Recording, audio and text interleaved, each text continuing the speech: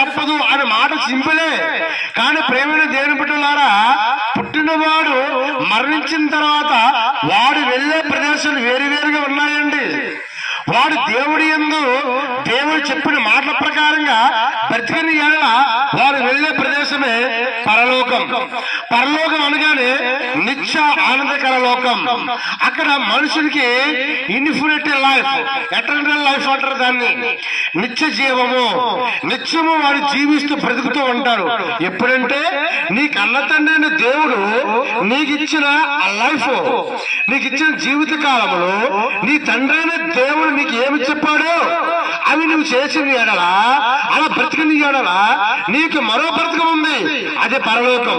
లేదండి, కాదండి, మా ఇష్టానుసారం బ్రతుకుతామండి, మా జీవితం అండి, నువ్వు ఎవరమండి, మీరు చెప్పడం ఏంటండి అని ఈ లోకంలోని మనుషుడు ఇష్టానుసారంగా మాట్లాడుకుంటూ తన హృదయంలో పుట్టిన ఆలోచన ప్రకారం వెళ్ళిపోతుంటూ గర్వంతో, అహంకారంతో, కోపంతో రగిలిపోతూ ఈ లోకంలో బ్రతికిన వాడికి మరో జీవితం కూడా ఉందండి. ఆ జీవితమే, ఆ లోకమే పాతాళ లోకం, అగ్నిగుండం, నరకం అండి. నరకం అక్కడ అగ్ని ఆడదు, పురుగు చావదని.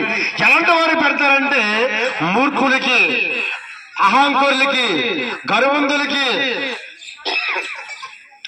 దేవుడు చెప్పిన మాట ప్రకారం బ్రతకలేని వారికి అక్కడ నరకములో ఉంటది, అగ్ని ఆరదు, పురుగు చావదు. ప్రేమైన దేవుని బిడ్డలారా,